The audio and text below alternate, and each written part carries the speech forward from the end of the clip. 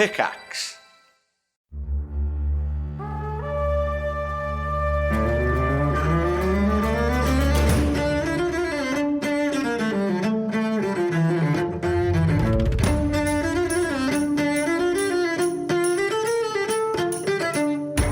Thanks for dropping into the cast party. Join the cast and crew as they are extracted from their Hollywood film set and implanted into the crazy world of Dungeons & Dragons. And action!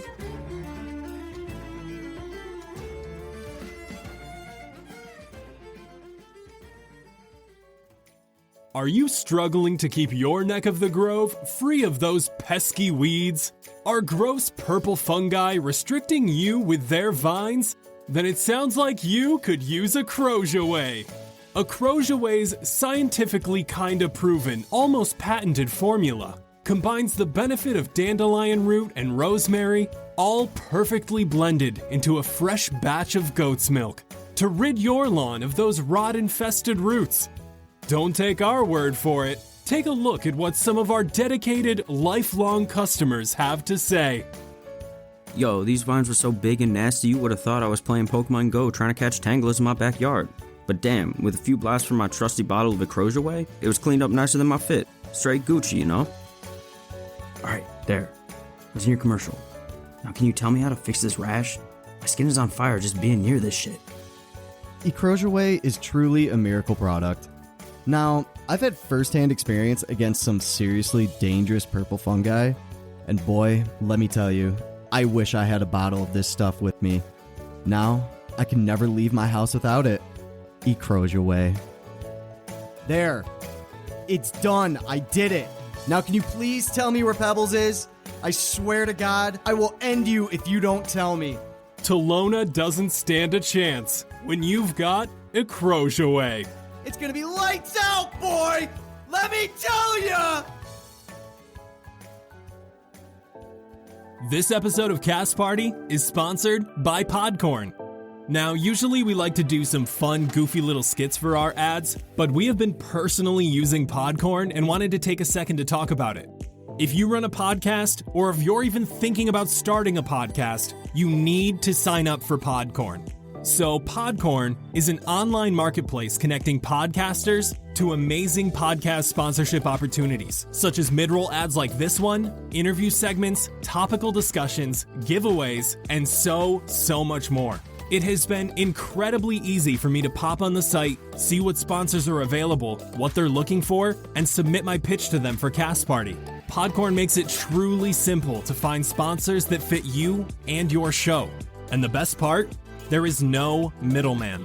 Podcasters of all sizes can browse and choose opportunities that are right for them directly on the platform. You never have to give up any rights to your show, and Podcorn is there to help you every step of the way, ensuring you're not only protected, but properly compensated for the work that you do for brands. You work hard to produce your podcast, just like we do. So keep your creative freedom and have full control of how and when you monetize your show. Click the link in the show notes to sign up for Podcorn and start browsing for your very own sponsorship opportunities. Thank you so much again to everyone at Podcorn for sponsoring this episode. Hello, everyone, and welcome to Cast Party. My name is Colin McManus, and I will be your director for today. I am joined by my lovely cast and crew, Ryan McManus. Hello. I will be playing Sebastian Vivaldi Greensleeves, an emo at heart musician struggling to find his way in life in general. Anna Brisbane. I am playing Blueberry Sky, the vegan environmentalist trying to save the world through art. Nigel Deacon. Hey, I play Xander Gucci Supreme, the camera guy for the movie that hasn't spoken to his parents in 7 years and has a weird relationship with his sister. What? God.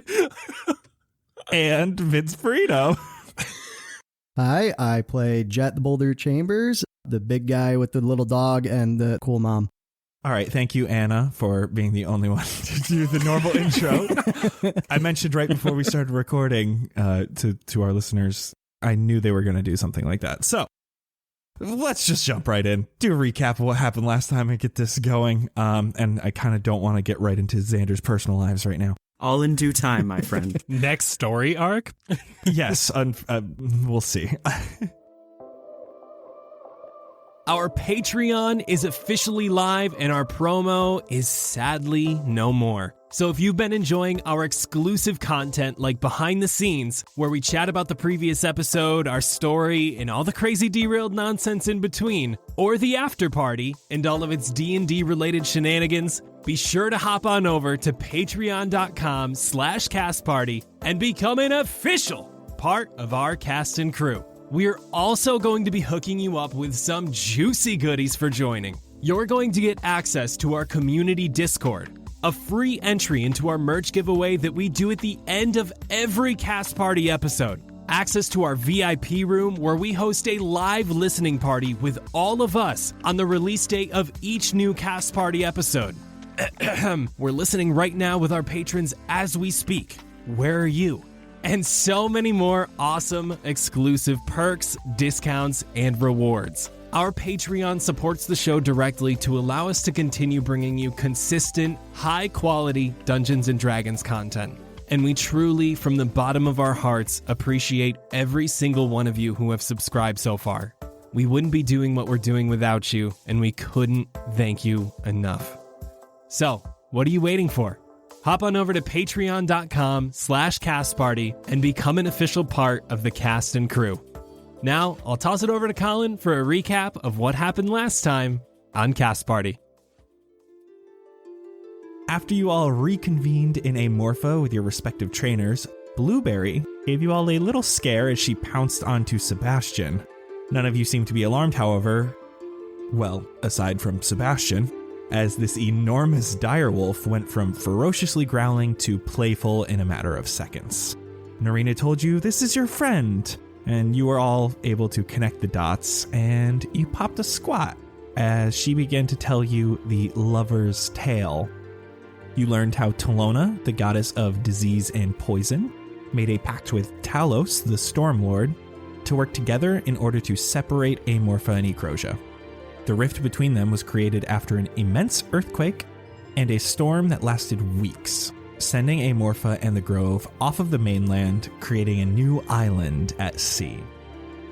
This was meant to weaken the magical essence of the Grove. The Druids, however, found a way to keep the Grove alive and have been doing so for centuries. Once a year, on a journey known as the Equinox, the speaker travels to Ecrosia to gather the singular seed he produces. Bringing it back to Amorpha allows enough power to swell through the Grove and survive another year, until another seed can be retrieved. Yesora departed on her Equinox days ago, and has yet to return. Narina and the remaining Druids of the Grove fear the worst. Narina provided you all with some gear, some new clothes that were surprisingly taken by Xander, who might just be trying to start a new streetwear trend with these rags, and promptly directed you to 2 separate teepees she put together for you all, so you can rest for the night and be prepared for the morning's journey. Sebastian joined Xander and Jett in the boys' tent to find them passed out before he could even make room for himself. Feeling the comfort of a safe roof over your head for the first time since you arrived in Fendrea, you all laid down for some much-needed rest. Or at least you thought. Blueberry, still giddy and feeling awake, after learning of her newfound transformation, thought some tricks were to be had. Wild shaping into a literal giant spider, she crawled her way up to the tent and gave some late-night face strokes to Sebastian and Jett, who promptly screamed and cried for Xander's help to save them from the thing that goes itch in the night. Blueberry popped back into her human form. Well, elf. Oh, I can't. Blueberry popped back into her elven form, and a sigh of relief fell over the boys as she wished them good night. And for the 4th episode in a row, Xander experienced some issue with his pants. This time, a goat woke him up by nibbling at his pant leg, and Narina began gathering you all for the morning's adventure. She took you to the docks beside Amorpha, where you found the large trade ship from Pastau, the city under the arch, docked and ready to sail, as well as its gracious captain, Jatoba. Sebastian was essentially already running up and down the deck of the ship before Jatoba could even invite you on board. He was yelling orders, pirate mumbo-jumbo, and finally ended with a good, hearty sea shanty. Xander found a couple of Jatoba's crewmates with some cool pirate hats and bartered his way into a game of intense rock, paper, scissors, winning not just one, but 2 pirate hats. After a few more hours, land became visible, and you saw the once majestic tree known as Ecrosia, standing tall and mighty like his lover, but slowly being overcome by rot and decay from the ground up, with no sign of Yesora in sight. You all head into Ecrosia in hopes of finding her, the One Seed, or anything for that matter. The One Seed was told to be at the very top of Ecrosia, and seeing the massive stairs that lay before you brought some PTSD for our boy Jett as he peered up to the first balcony. You all began heading up, Jett leading the way with his newly found expertise of stair climbing, only to be met by a living purple fungus of sorts and piles of vines that reached out and restricted Jett as he passed by. Blueberry immediately went into spider form, chopping away at the vines that held Jett, while Sebastian jumped onto Jett's back in hope of pulling the vines off, only to be restrained himself by the next pair. The vines began shriveling up as the battle commenced, and was finished off by a fiery Eldritch Blast from Xander that branded a smoking Gucci logo into the vines themselves. Now, you all take a moment to catch your breath and assess your wounds. You are standing on this balcony, surrounded by rotting Gucci vines and a large purple fungus with many steps remaining. And so the scene is set. The question is, what will you do next? Am I still a spider? Yeah. Unless you wanted to not be a spider. Yeah, just checking. I don't think I changed back. No, I don't believe you did. I don't think you did yet. Blueberry just keeps walking forward as a spider up the tree. I am going to take 5 steps back. Well, okay, so this one's not as big, but it's still Either really spooky, way. right? Yeah. Taking 6 steps back now. Yeah, I mean, it's still medium-sized, so, Oh, God. comparable to as big as you. Oh, great. Wonderful. Yeah, in reference to spider saying medium size does not mean the size of a human. I need to. Yeah, it does not mean the size of a medium real-life spider. It means the size of you. Okay, well, Spider Blueberry's got to be pretty agile and nimble to not be attacked by possibly any more vines, correct? Should Blueberry lead? Blueberry is leading. Oh, yeah. Blueberry's going up the stairs. You're right.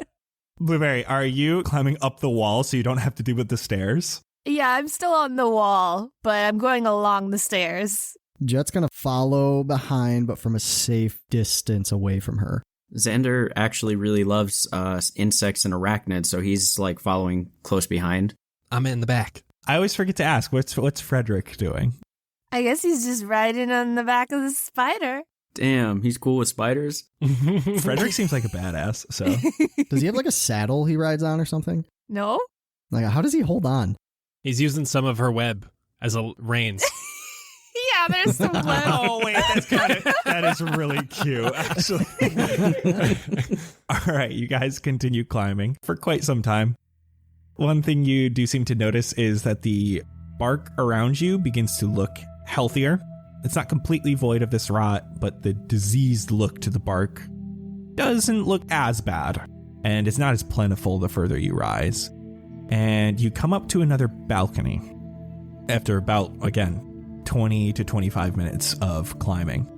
This balcony is not the same size as the others, though it seems like it used to be. It only extends about 10 feet before there is no floor left here anymore. The boards that were this balcony are completely gone, leaving a 15-foot gap before the stairs start again on the other side. Oh, so it's like a drop blocking our path. Yes, 15 foot long. Oh, God. Blueberry acts like it's not there and just crawls along the wall. Blueberry, you can't just leave us here. Yo, you got any web we can swing across or walk Make a across? bridge. I don't know, make a bridge. Shaking my spider face at the gap. How are we supposed to get over then? Can I do an investigation check or perception check or something? Yeah, I was going to do the same. Give me investigation. Can someone else do an investigation check? Jett did say he was going to do one. I got a 7. I got a 10. There's a hole in front of you in the floor. Wow. Wow. it seems like there once was wood here and now there is not. I have a question. Does the hole look new? Or like was Give me this investigation. Oh god.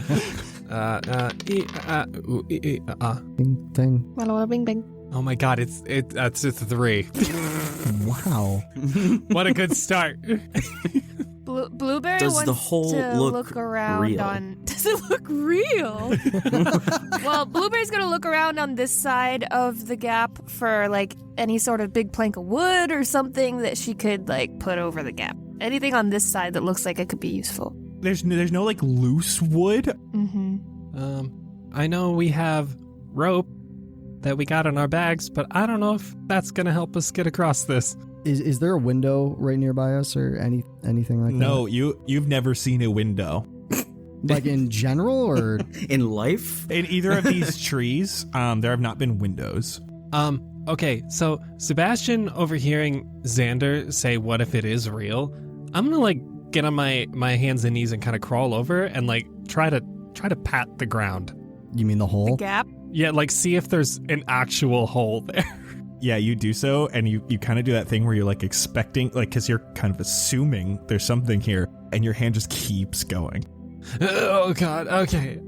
I am scooching back then immediately. Is there like a stray branch or something inside that we can possibly like all tie our ropes together to and like we can swing across? If you're trying to look for something above you, the closest thing, like this is basically a sheer face of this bark until about like 40 feet above you is like the next set of stairs because like they coil around each other, like it's coiling around the whole trunk. Mm-hmm. Blueberry's gonna crawl over and just poke at some rope on someone's hip. You guys do have rope now because that's like part of your adventuring gear. So you guys have like enough. Yeah, that's what I was suggesting. Wait, why don't we just ride Blueberry to the other side, one at a time? I don't know about I don't think she's big enough for that, bro. I mean, she technically is right now, right? Yeah, she's the size of us, right? She's not an ant, though. Like, ants have the strength of 10 men, but, like... At a 90-degree angle?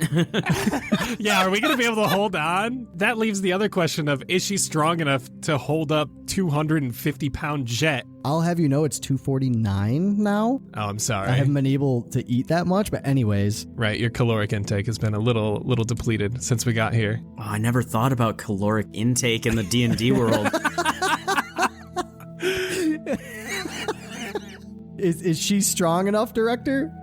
I don't know exactly the riding rules, but I think all the horses and stuff are technically just medium creatures because like it's not like it's a 10-foot by 10-foot horse. No, horses. I think horses are large. But that would mean they're like 10-foot by 10-foot, which would just be crazy to me. They'd be like Clydesdales. Horses are like 7 feet tall, so they take up Like- like a 10 by 5 foot sort of. yeah. Doesn't mean they actually fill all that space. I would say her continuing to stick on these walls would be pretty hard, especially with you, Jett. Yeah, I cannot fathom this working on a wall. Is there any space that we would be able to, like, shimmy along or hang from, like, to get across, or is it literally just, like, cut flat against the wall? Now that you're looking that area, you can see that like the planks that were here like shattered there, and there are some small pieces there that you might be able to get like footholds on if you wanted to do that. What if we had Blueberry go to the other side and like one at a time threw our rope to her and then had her hold on to it and we kind of jump down but hang from the rope and then climb up? Oh god. You get what I'm saying? Yeah, that sounds terrifying. Blueberry shakes her head. Blueberry's gonna take someone else's rope. I don't know if everyone has rope. Yeah, we all do. Hers is within her spider form, so she's gonna take someone else's rope. And she's going to run up the stair wall, up to the point of the stairs that is directly above everyone else. Okay. How does the railing situation work? Are there like beams and then one long... If you're trying to just find like a specific area to tie this rope off, is that what you're looking for? Yeah. Can I do that as a spider? I don't know if that... I mean, you have dexterity. 8 legs. Yeah, spiders are dexterous. Like tie they're gonna- knots. Yeah, they're spinning webs all day. They Yeah, that's true. Okay. I want to try to tie a solid knot on this railing above. Okay, so you have one end of the rope all the way up there. You tie it. Yeah. So this is coming all the way down back to you guys, like 40 feet down. And I'm going to hang on to it also. Okay. What we could do, going off that, we could tie it to ourselves if we don't want to jump and swing, and then we could go along the little edges that Xander found. So we kind of have like a safety harness. Yeah, like we have a safety harness. I like that. That's smart. I like that. Yeah, let's do that. I think that might be the safest way. Sebastian, inspiration for that. Double inspo. Got it. Thanks, Colin. No. Dang it. That's not how that works. Spider Blueberry is going to try to push the rope from the top to swing it towards their side since it's like in the middle. Because they're not going to be able to reach it from the middle of the gap. So I'm trying to push it towards you. Wiggle it a little more. We can do it.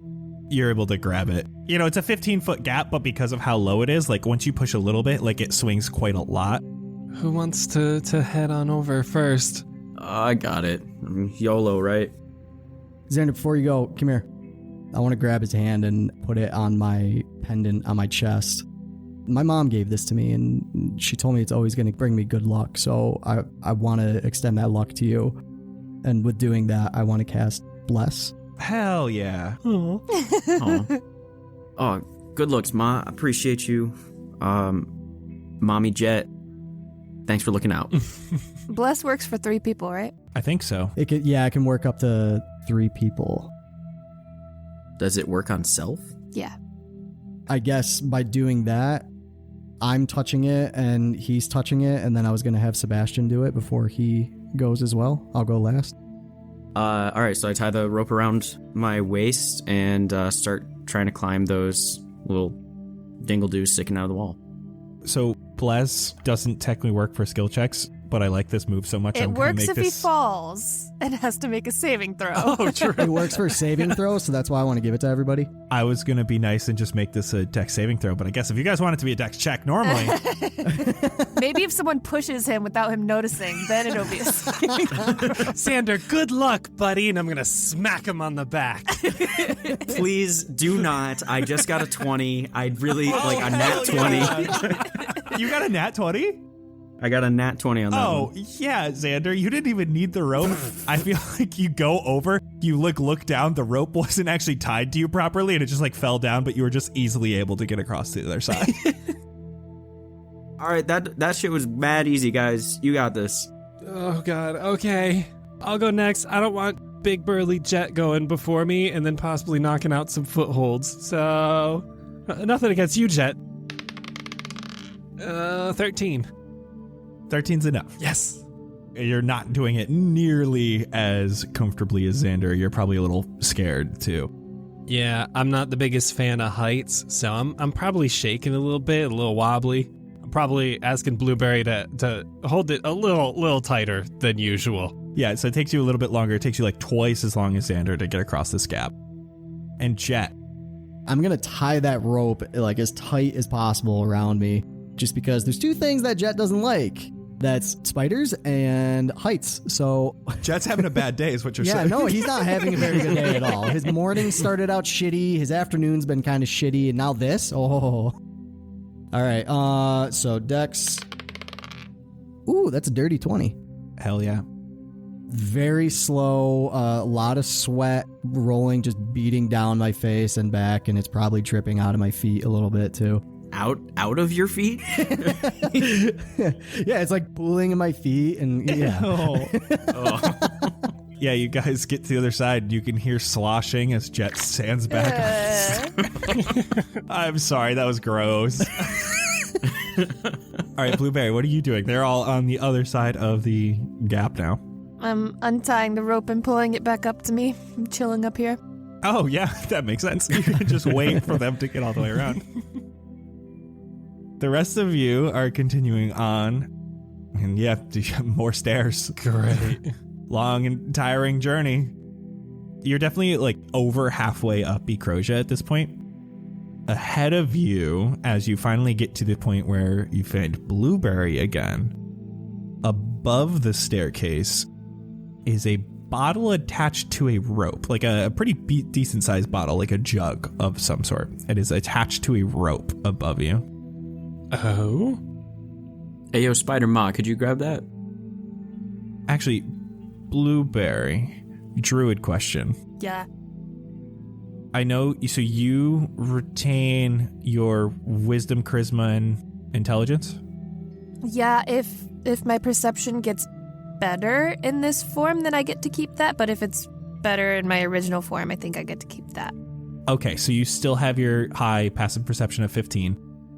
Blueberry, as you see this bottle above, you also notice that on the staircase, there's a tripwire on one of the stairs.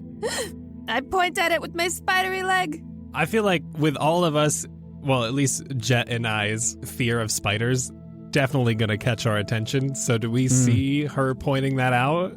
You guys have already spent enough time with Blueberry. You can kind of, you guys were just able to communicate a little bit through miming. Something as easy as pointing. And let me know when my hour runs out, by the way. You're still good. We're probably like 45 minutes in. Oh God. Okay. Let's just watch over the wire. This looks like some Indiana Jones stuff. I don't know what's in that pot up there that's gonna possibly fall or spill or whatever onto us. Let's just hop right over this stair. Jett, can you possibly pick me up and put me on the next step? Because I don't know how I can do this. Arms up. Ugh. Right under the arms. I'm going to lift them over it. Thanks. Yo, who would have set a trap in here? That seems like there's some malicious behavior afoot. Xander, give me investigation. No way. Hey, I got a 20 again. Hey, let's go. A nat 20 again? Yeah. Oh my God.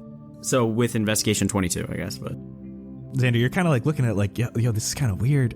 As you're looking, this was hastily put here. This was hastily made. It's not the best, like it's not hidden very well. It was just more tried to like make this as quick as possible. And as you're kind of investigating, you can actually see the tripwire goes up the bark all the way. And you can't quite see, but it looks like it goes to where this rope with the bottle is connected. Hey, Blueberry. Can you chomp through that rope and carefully lower the pot down here? I'm gonna look at him confused, tilt my spider head. Ew. I just want to know what's in the pot. You know, I heard that at a party once. Oh, that probably didn't end well. I would like to go ahead to wherever the jug is hanging from and just kind of examine. You feel like you have a little bit more time in your spider body. You're not feeling like you're being reverted back anytime soon. Feel free to just climb up the wall to get there. Probably much easier. And as you do so, this isn't even an investigation check or anything. Like you could just see that this tripwire has like a mechanism that allows a hatchet of sorts to swing and rip this rope. Oh, so I gathered that the jug is like the bonk that hits you if you trip the wire. Bonk. You at least know that if you trip this wire, the jug will fall. Does it look like there's stuff in it? From here, yeah, you can see that there's some sort of like thin brownish liquid. Ew. Can anyone reach it from the ground? No, it's probably like halfway up. It's probably like 20 feet between. Give it a little chomp. If you chop it and one of us is paying attention, we could try to catch it. Oh. Are we sure we want to grab this thing? I'm just curious what's inside. I want to know what... What if it's like acid? Well, then we keep it in the jug. I'm nodding my head as a spider. But also, I start to point at the rope like I want to chop it. Oh, God. Okay. Well... No. I'm waving my hands at her. No. Well, Jett, get ready. Get ready. No! All right, I'm just gonna run forward. That thing was set up hastily. It's not good. I'm stepping over the thing. I'm not stepping on the wire. Oh God, you scared me. So Xander moved past a couple of, I don't know how much, but a decent amount. So you're like past the pot completely, Xander. Yeah, I want to be out of its blast range. Sebastian, you are technically over the tripwire. Yes. I'm pointing at the jug and pointing at Jett. Pointing at the jug, Pointing at Jett. Do you, I'm gonna point at myself. Do you want me to catch it? Nod. No. Commence chomping. No! Is anyone under it? I am. It's Jett. Jet's the only one you, under like, it right now. Directly under it. I'm in catching vicinity. Pointing at the jug. Pointing at Jett. Why? Wait. What? Snap. No! Jet, dex saving throw What? to try to catch it.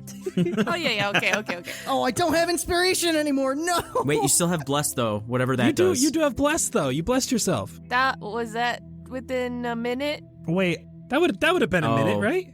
no. It was right. No, we've been going upstairs for a while. Oh. I thought bless was 10 minutes, because if it was 10 minutes, this was like about halfway between balconies, so I would allow it. Oh, I thought it was like the first 3 or 4 steps after we got over the gap. My apologies. No, you guys had to continue a bit. Right. Because you guys got all the way around again to where Blueberry was 40 feet ahead of you, and then this was further than that. Guys, I got an 8.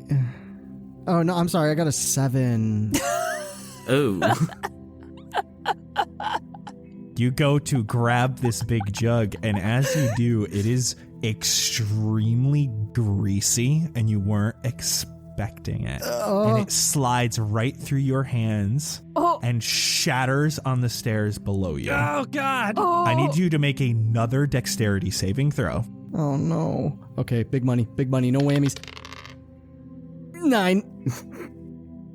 Jett, this thing was full to the brim of this gross, greasy substance, and you immediately fall on the stairs prone and start falling backwards. Jett. Oh God. You start tumbling down a good 20, 30 feet of stairs, and you're going to take 8 bludgeoning damage. God damn it, Sebastian! I'm sorry. I'm taking how much? 8 bludgeoning. Oh my God, why did my mind go to 20? Oh my God, no. I think because I said 20 feet, like you fell 20 feet back, yeah. But no, not 20 damage. Oh, I am not feeling good. Xander is unfortunately laughing uncontrollably up there. I am face palming as a spider. So is that like, how many hands is that? Oh, good question. It's just one. Oh, just one? It's just one little leg to my face. Oh, you don't want to cover all the eyes, so it's not like 4 arms going across? Nah, she secretly wanted to watch him fall. Jett, I'm sorry you have to climb the stairs again. Am I even going to be able to climb up with just covered in this grease? You might want to wring yourself out. It's like gross, Jett. Feels like you got under your car or something and you're getting all greasy. Pop them shoes off. Do I have like a water canteen on me or something? Yeah. Oh, water doesn't do much for grease. Oh, yeah, that's right. I'm gonna take my shirt off. No, I'm wearing chainmail. God. How am I gonna get this off me? Sebastian, throw me your shirt. You're not body surfing up. Throw me your shirt. But it's cold up here. Oh wait, I have extra clothes. Oh yeah, we have extra clothes. It's not gonna fit you, but... Throw them down. I gotta wipe this off. All right. I'm gonna throw in my gross raggedy shirt that Xander told me not to wear. Okay. I mean, you're trying to throw a piece of clothing more than 20 feet. Yeah. You gotta ball it up. You gotta ball it up first. Roll an attack roll with disadvantage. What? You're not proficient in shirts. It doesn't have a proper trajectory. Like, it's like trying to use like a broken bow and arrow. What? Is there an attack modifier for a rag? Just use your dex mod Okay. with disadvantage. 11. Okay, with an 11, it gets almost to Jett. Oh no. And then it lands in one of these puddles of grease that are still all over these stairs. Jett, I'm sorry. I haven't really been working out like you've been telling me to. I guess I couldn't make it there. I'm sorry. Xander's still got one, though. I'm giving him the No, dirtiest I'm trying look. to keep this.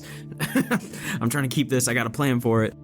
can we throw down a rope down the stairs, like hold on to one end so that he can kind of like pull himself up or like use it as stability? true. Oh wait, there's railings also. He could use that. I'm gonna take Sebastian's advice earlier and take my shoes off. I will say, before you do that, these stairs are still covered in grease. Oh, if you they're take your covered in shoes off grease. and then you stand with your, like you're just I thought it would just be like so. splatters here and there. No, like this was like a jug. Like it is still greasy. I'm just gonna point to the railing. Yep. Yeah, I think the railing's your best bet, bro. I see a blueberry. I'm gonna try the railing. As you get back to where this grease pool is, give me another deck save, this time with advantage because you're holding the railing. Nice. 13. 13 passes. Yes. It takes quite a lot of time, as this is difficult terrain now, and it takes a little bit to get to the other end. And as you do, you can kind of feel like this grease has kind of started to like settle on the bottom of your boots, and it kind of sticks a little bit with every little step on these next stairs. I return to the stairs with Xander and Sebastian and turn back into an elf. Oh, Blueberry, do you still have my rope? Yeah. Oh, okay. I'm gonna take the rope and I'm gonna wring it out of Jett's sweat before I put it back in my bag. What? Oh, because he was sweating so much. It's wrapped around me. I'm gonna stand there with grease dripping off me. Are we not gonna talk about what just happened? Jett, did you happen to grab my shirt on the way up, or?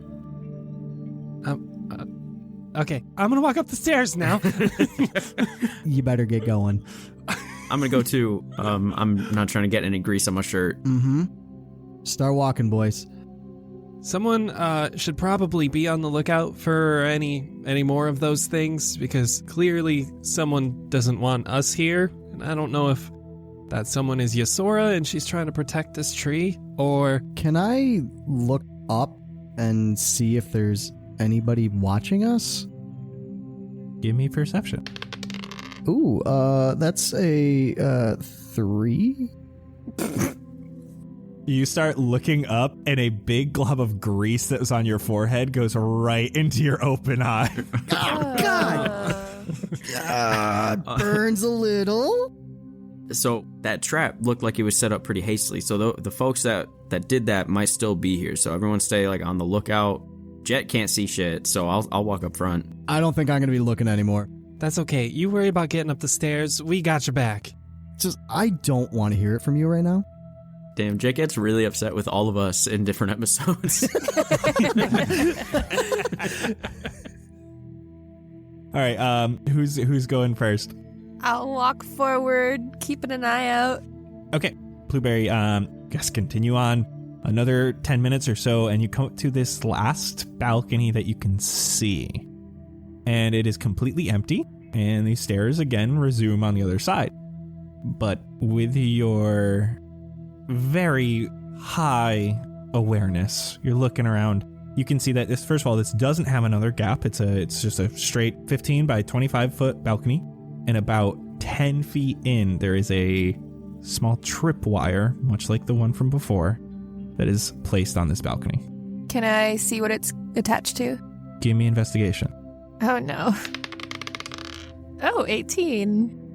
With an 18, you can tell that it doesn't seem to be attached to anything above you. You're looking around, so you think it might be attached to something below you. Oh.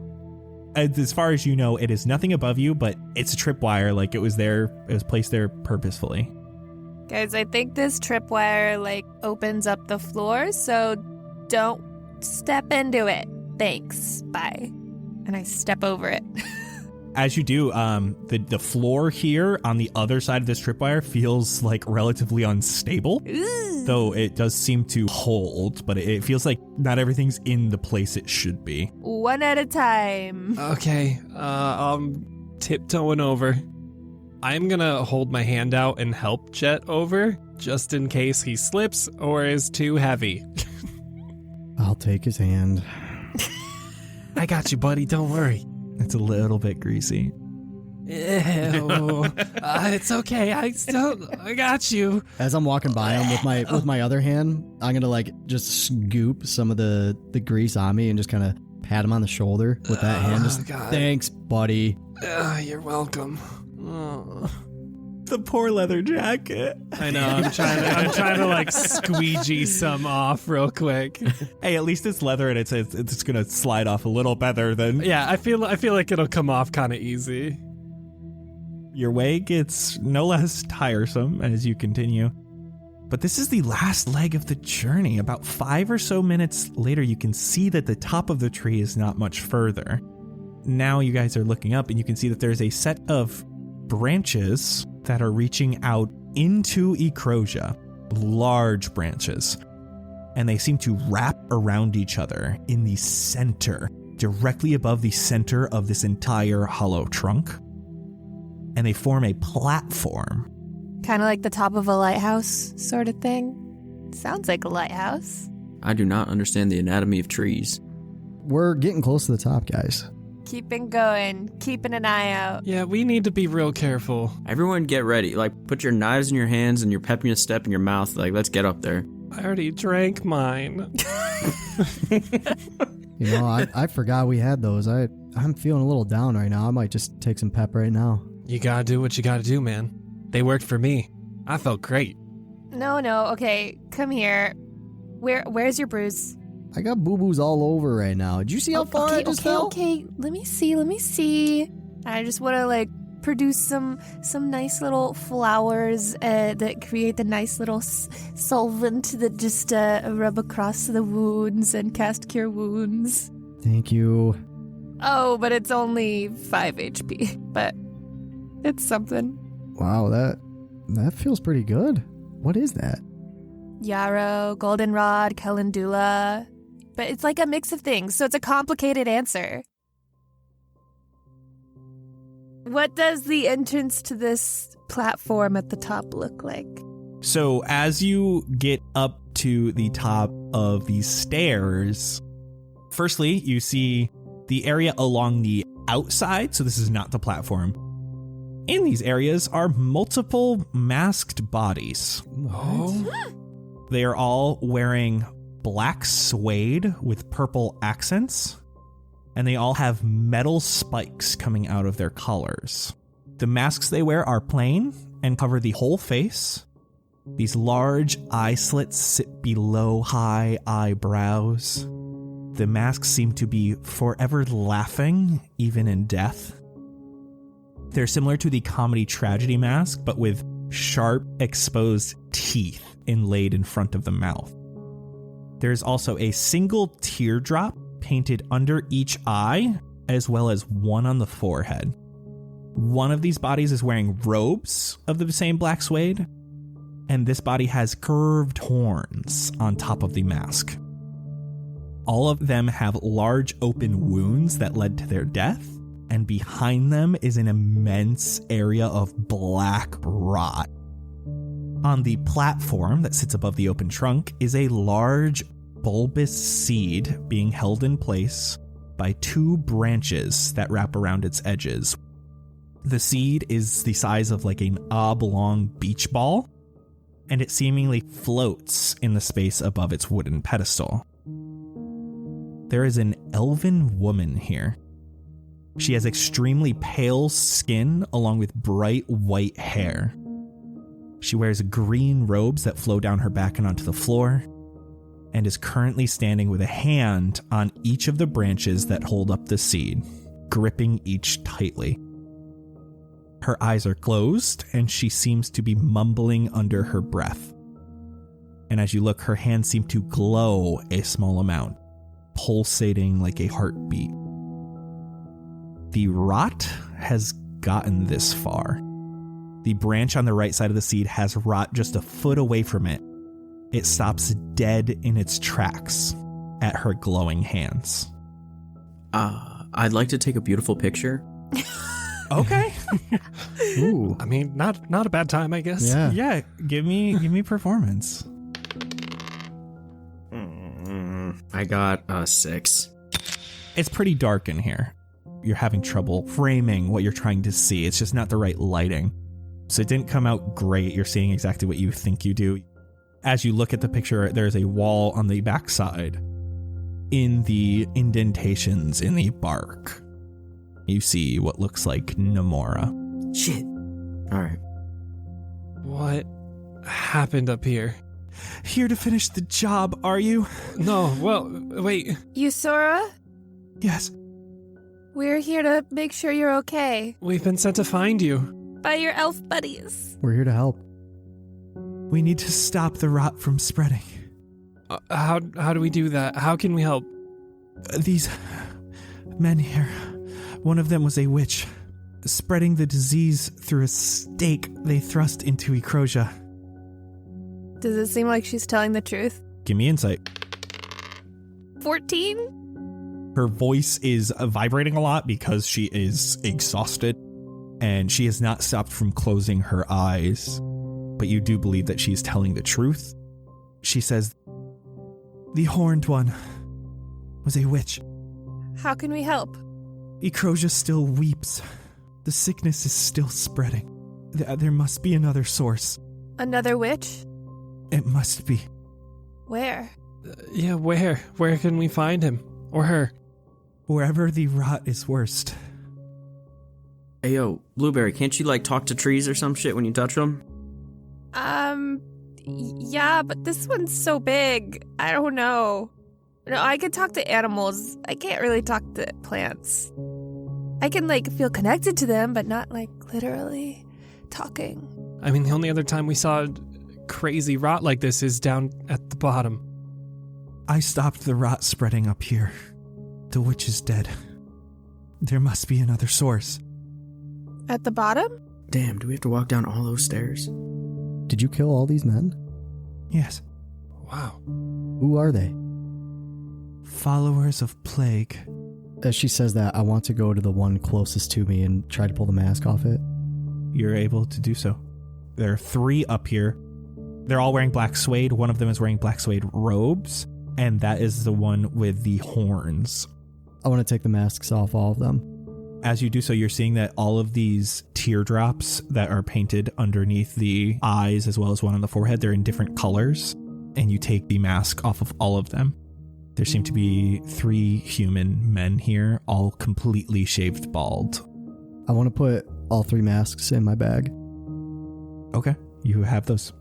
Jett, while you're here, give me investigation. 10.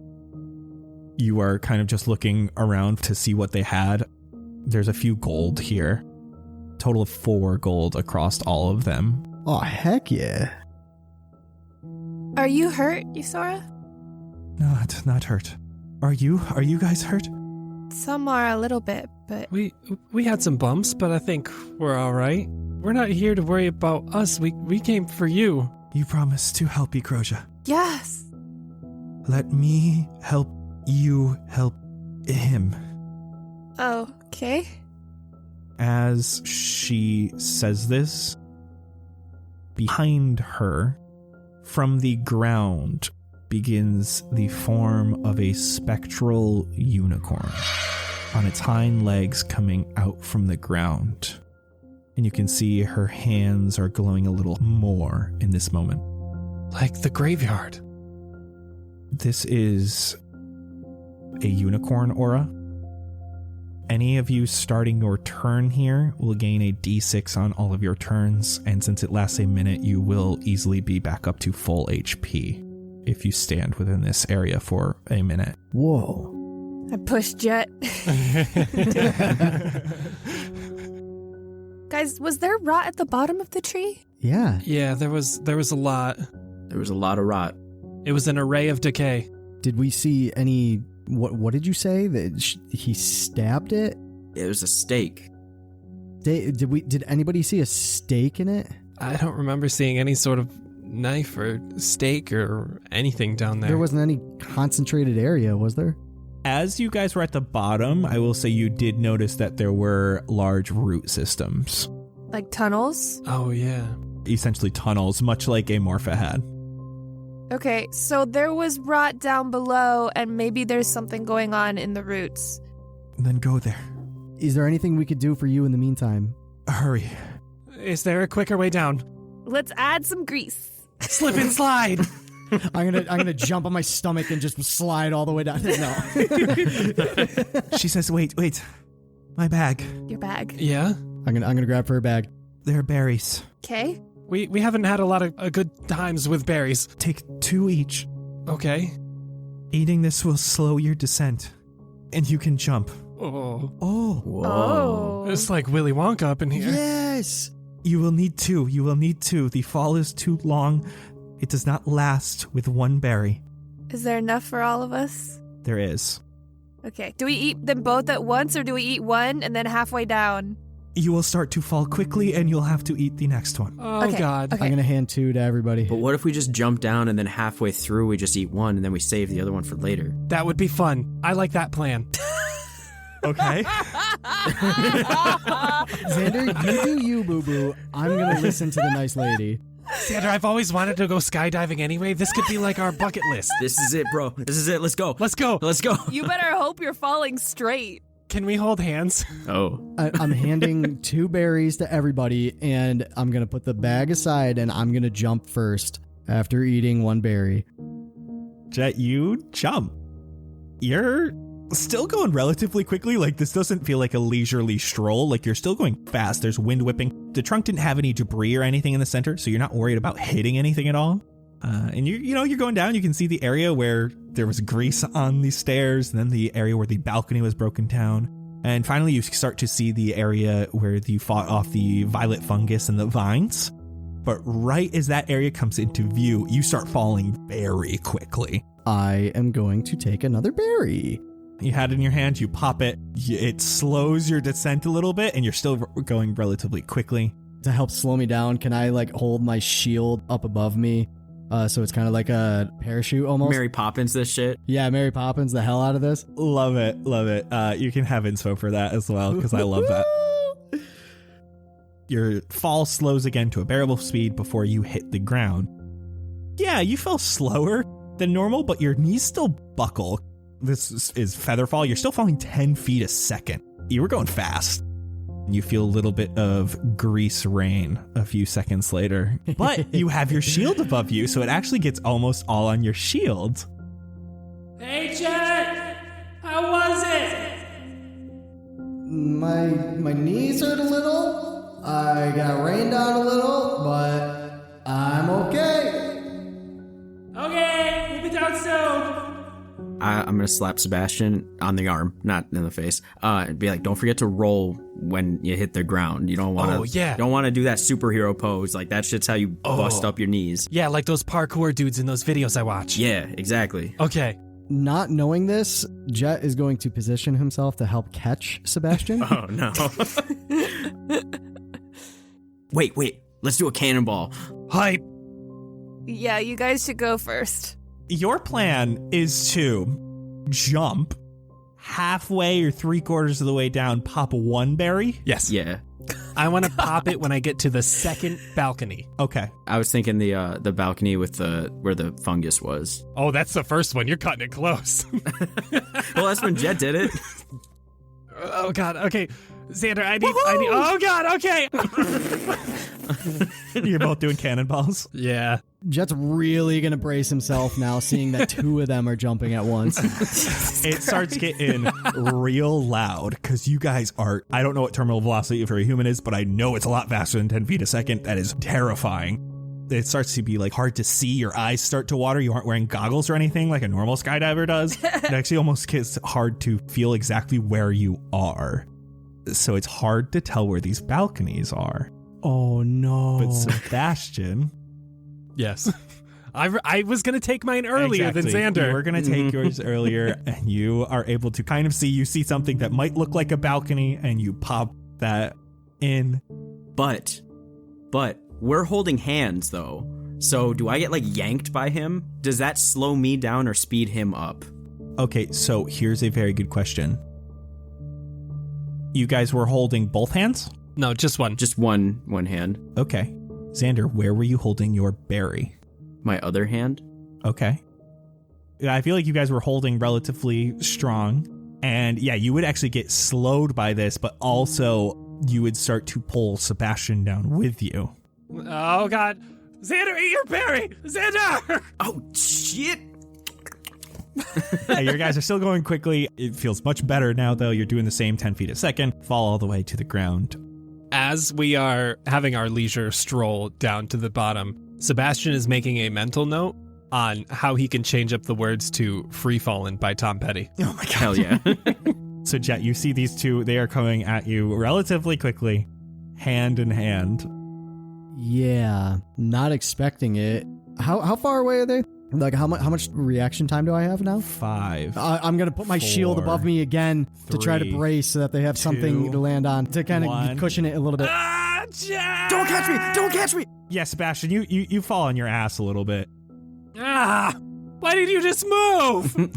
I wanted to help. Can I try to roll? Like, roll out of the fall? Give me acrobatics. 17. Hell yeah. And it looks pretty dope, Xander. Hell yeah. Stuck the landing, bro. That was fun as hell. I might just run back up and do another one. Well, we still have to go get Blueberry, so you might want to get climbing if you want to join her on the way down. I'm going to grab him by the collar when he's trying to run away. Like, stay. I jump Did you do a berry before? and I eat one right after falling. When I get spooked at how fast I'm going, then I eat one. So 60 seconds later, about the same time you get to that violet fungus area, you have to pop another berry. Nom. If you all were wondering, it took exactly 100 seconds total to get down. Did Sebastian and I come down faster than 100 seconds? Yeah, but I'm not doing that math. Okay. When you get to the ground, you can see that there are 5 main roots around you, but one seems to be the worst of them all in terms of general rot. Well, that's gotta be the one, huh? I guess so. Did Yesora say that there were going to be more of those people, or do you think she took care of them She all? said probably another witch. Oh, yeah, you're right. She was like, oh, I've come to finish the job, so there's got to be more, right? I guess so. We all need to be, like, super extra careful, watch out for any of those hastily traps, and, like, maybe Xander, just have some knives ready, like always. Oh, yeah, anybody need a knife? I got a bunch. As you guys are going, what order are you walking in? Jett's going to go first, unless Blueberry wants to. Yeah, I'm going to transform into... Well, how big is the space to walk? Oh, like huge. The start of this route is like 30 foot wide. I'm going to turn into a giant hyena, which is a hyena as big as a horse, basically. Jesus Christ. Oh, Jesus my God. Christ. And I'm white. That was both a Ryan reaction and a Sebastian reaction, just to clarify. It's a white hyena with gray spots. And a flower crown. What's little man doing on her back? Same as always. Just riding along? Yeah, he's a great cowboy. Is he more on top of your head, like holding onto your ears, or is he just on your back? Like shoulders. Jett, here I was thinking you'd be the biggest person here, but... Well, technically, she's not a person right now. Yeah, you kind of right. I again am going to give Sebastian a very dirty look. I'm going to go to the back of the line. I think horse hyena first. Or am I going first? I don't know. He went in before I could transform, so I'm walking behind him. Following along the rotten walls of this route, you start to descend in elevation. This route seems to be going deeper into the ground, and the rot here continues to get worse, like the black starts to get more concentrated. You can see a few branching paths as the root system spreads out into the earth, but you are able to follow the main route with ease. There are small areas where the bark floor itself gets steep going downwards, but not enough for you to worry about your footing. But this route levels off a bit, and in front of you, there is an area of this route that seems more broken than the rest of what you've been walking on. It is rotted, much like the area before, but this area has a deep gash along the floor, where the wood itself seems to have been ripped up by something. It's splintered and worn. The gash is about 5 feet wide, and it seems to have been repaired, as there's a wooden sheet placed over this gash in the center to bridge the gap to continue on the other side. On that other side, you can see 2 more of these masked bodies lying on the ground, covered in blood. Oh. And a white powder. Oh. The powder is all over their bodies as well as the nearby walls. And across from them on the other side of the room is a large humanoid-looking mushroom. Humanoid. Humanoid-looking? What? It is an off-white, brownish tan color. It looks as if a very large mushroom had its stem grow out to form the shape of a humanoid body with the head of a mushroom top. Is it connected to the ground or is it free walking? Free walking, laying down. Oh, Horrifying. it's not moving? Oh, God. It is not moving. The figure looks like it has these mushy eye sockets in the mushroom cap itself. Ew. Nope, don't like that. Laying down, it is covered in some red blood, as well as it has large gashes taking out of its stem, and it is seeping a dark brown goo. Ooh. Ugh. I don't know if I feel safe walking on this wooden gash thing. Can I see any evidence of a trap? Yeah. Give me investigation. It looks too man-made. 14. Your hyena instincts go in, and it almost smells like there's a toxic gas somewhere close by. And if you look underneath the platform that is across, there is a needle placed below it. Oh. Huh. And right underneath that needle is this large, it looks like an animal bladder that is tied off at multiple ends that is inflated. Ugh. Ew. What the hell? I point at it with my nose. Well, yeah, okay. I'm going to jump over the gash. Let's follow Blueberry's suit. I don't want anyone jumping on that. And are you continuing? I want to investigate the bodies. Does everything seem dead? Yeah. Do any of the bodies have useful things on them? Do you want to keep your investigation of 14 for the trap, or you want to do another one? Ooh. I want to do another one. Yeah, gamble.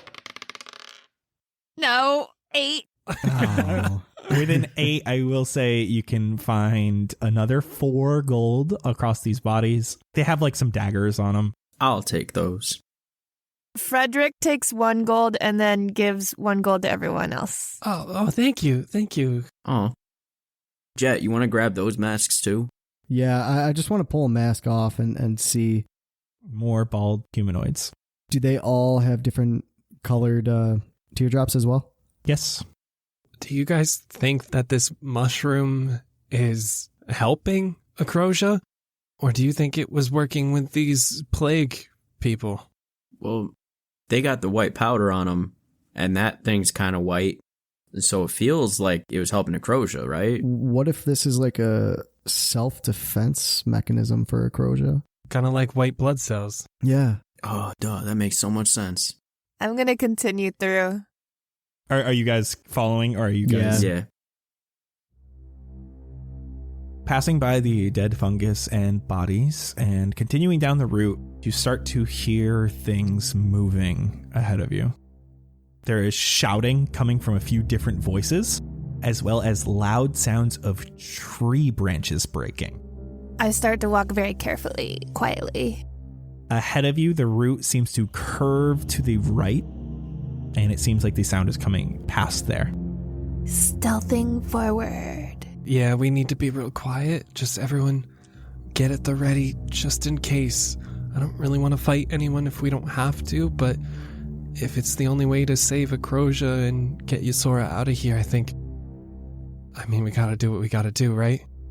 Everyone roll stealth.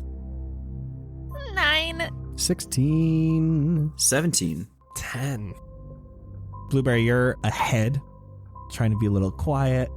Your claws of the hyena are scratching a little bit on the bark, so it's making a little more noise than you want to. You're moving forward to try to see around the bend. Mm-hmm. As you do, the area here is wide. The root itself is collapsing into the earth around it, which kind of makes this area seem bigger. There are also creatures here.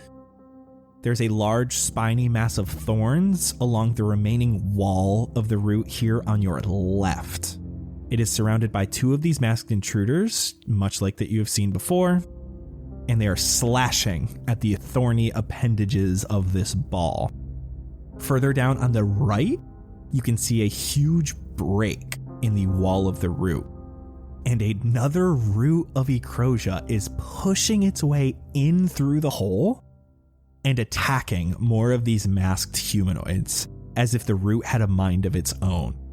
The root coming in is dark black and is cracking with every swing on these masked individuals who seem to be fighting for their lives. And further behind all of this are 3 more of these masked humanoids. One in the back wears robes with the horned mask and seems to be casting a spell on something behind him. On your left side is the big mass of thorns, and the 2 masked people are fighting each other.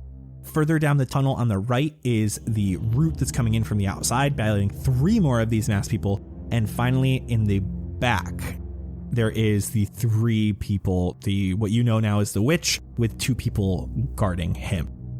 How far ahead is the thorny vines from us right now? About 20 feet on your left side. So I should say it is very wide here. It's about 30, 35 feet wide, depending on where you are.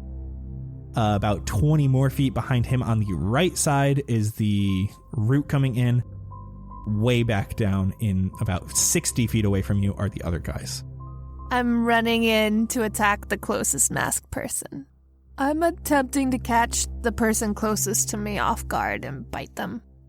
Give me a attack roll with advantage, and then we'll all roll initiative after the surprise round. 19. 19 definitely hits. Ooh, 11 piercing. So this guy you are attacking, we're going to say this is a very easy help, is just to do the colors. So we're going to say this has orange. Everyone roll initiative. Oh, God. Ooh, 18. Dirty 20. Damn it. 14. 12. We're at the top of the order with Xander. All right, am I still sneaking? Yes. Oh, okay. Well, then I'm going to pull out the camera. I'm going to switch it to low light mode with an attempt to take a picture of everything that's going on here. But because I've got the intent to attack, because Blueberry's destroying that man, I'm going to aim at the dude casting the spell, the one with the horns. I'm trying to take a picture of him with low light, but that means that I'm casting Guiding Bolt. Okay. What does sneaking do? Depends if he sees you or not. He definitely doesn't, so you'll have advantage on this spell attack. Cool. 18. 18 hits. Sweet. I have to roll 5d6. Oh my god. 19. Holy shit. And the next attack on him takes advantage. Yes, from anyone, right? It's not just you? Yep. Yeah. Until the end of my next turn. Okay, cool. That is this witch dude's turn. You can see he turns around at you. Thank you. For what? Raises his hand at you, Xander. What's your armor class? 13. Oh. This is gonna hit. Oh. I don't like that. And you can see from his wrist, a bolt of fire comes out at you, and you're taking 7 fire damage. Ow! Fuck, that burns. You're welcome. Sebastian. Blueberry, take a chomp at the closest guy who is attacking this thorny ball of spines and grossness. Yeah. And Xander went straight for the witch in the back. But the witch guy is glowing, so you get advantage. Oh, shit. Okay. Let's follow Xander because he was last to attack, so I'd probably follow his lead then. I also don't want to hit a big, huge horse and have to worry about threading my needle, you know? So we're going for the witchy boy. And that's advantage, right? Yes. Cool. First one is 16. Second one is 16. So that's a 16. 16 hits. Fuck. Oh, no, that's a 7, not a 1. Nice. 9 damage. Hell yeah. His arm was out. He started bringing it back down. You're able to chip him in the shoulder as he's glowing, and that glow fades. Hell yeah. Nice shot, bro. Thanks. I was just following suit, so thanks for making them all glowy. I could see them real well. You can see that one of these guys takes a swing at the tree and it gets a nice big crack. Blueberry, it's your turn. I'm gonna jump onto this same guy again. Arr, stop attacking these nature. Arr. Give me another attack roll. Dirty 20. Nice. Dirty 20 hits. That's just 7 piercing. Okay, this dude with the orange teardrops. Oh god, that's a little too much there, girl. It's a little too much there. Jett, How far away am I from Xander? 5-10 feet. Seeing him kind of blow up and fire, I'm gonna, like, in surprise, grab up at my chest and put my hand on my pendant. Holy shit, Xander, are you okay? Please be okay. I want to cast Shield of Faith on him. Oh, okay, cool. Oh, what does that do? A shimmering field appears around and surrounds a creature of your choice within range, granting it a +2 bonus to AC for the duration. And that lasts 10 minutes. Damn. Hell yeah. So you now have 15 AC. Yeah, I'm good, Jett. Thanks, bro. Oh, thank God. I feel a little bit safer, though. And I think that's all I can do with my turn. Is that a bonus action? I think Shield of Fate is a bonus action. Oh, is it? Oh. And so then I'm going to go up towards the guy that Blueberry is munching on right now. And I'm going to try to finish him off. Oh, come to have some fun, have you? I got a 16. 16 hits. That's 9 damage. That's down. It was a really ballsy thing for him to say that when a giant hyena is like teeth in him. And then Big Boy is coming with a hammer right to his face. Ballsy to the end. I like that. Doesn't matter. He's on the ground now. Man, Sugar really went down swinging. Oh my god. Can we kick him out yet? That would have been his turn, but no longer. You see another guy takes a big chunk out of the root that's coming in. And then there's also this guy who is on the other side of Blueberry and Jett. He takes another swing at these vines. As immediately after that, one of these vines whips around to smack him in the face, cutting his cheek. And he goes, yes, yes, He liked it? yes. Oh no. Directly after that, you hear a loud of a tree branch. And you see one of these dudes that was fighting the tree gets sent 20 feet away to the wall and is just destroyed on impact. Oh, Damn. Ecrosia not playing around. Okay. And we are back at the top of the order with Xander. You know, the lighting's actually fine, so I'm just gonna switch over to a regular snapshot. Eldritch Blast at the spellcasting guy. 14. That hits again. Hell yeah. Balls. It's only 5. It's still something. Take that, you weird head-ass man. You like to trade, don't you? And you can see his hand comes up again for you, Xander. Okay, I have 15 now. And this firebolt comes up. Seems to like not come exactly where he wants to. He's a little bit surprised by your Eldritch Blast. His hand comes up, and instead of coming directly at you, he hits his friend that was in fighting with the thorny spine. Whoa. Ha! Dummy! You got that nat 1, though. Oh. Yeah, see? You don't want any of Xander's smoke. Nice shot, loser. Ooh, it is hot in here. Nice, doggy. That is Sebastian. All right, well, I'm already slinging insults at this guy. Let's go for another. We're going to do Vicious Mockery on the witchy boy, and I'm just going to yell out, you have some really, really weird friends here. You should try branching out a little more.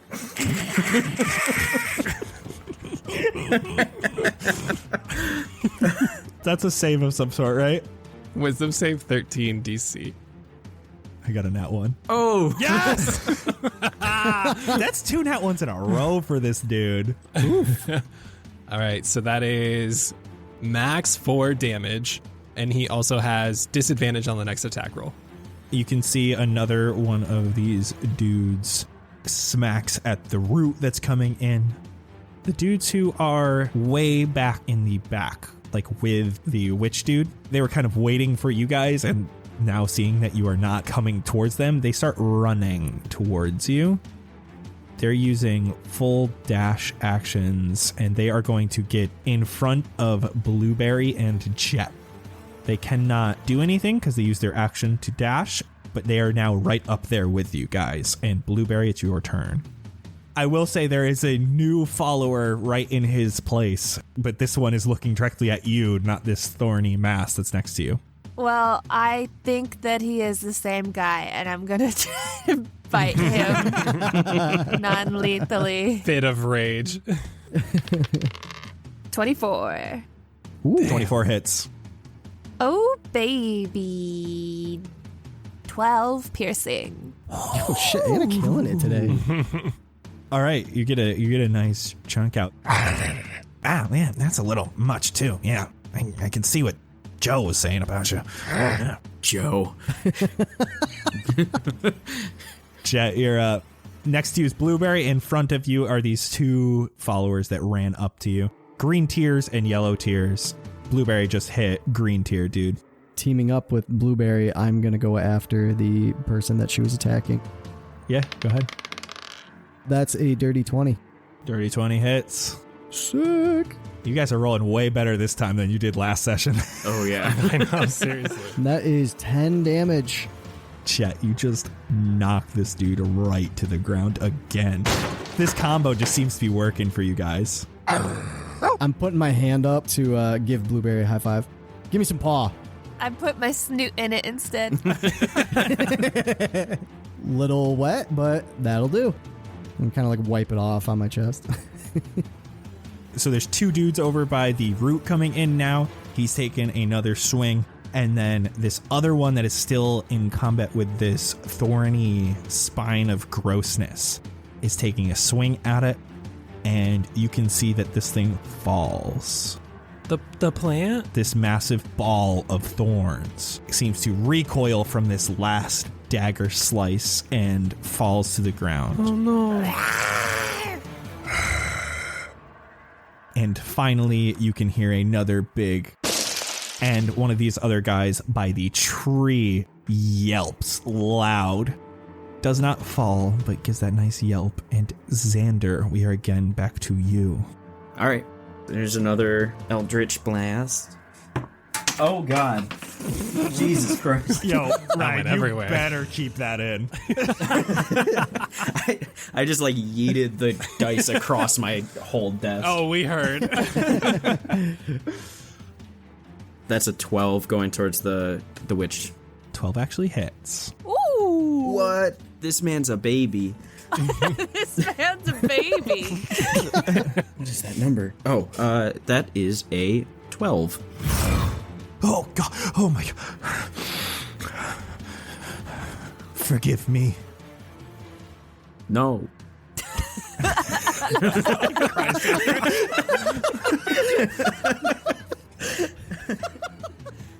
And you can see he raises his hands again, this time not directed at you.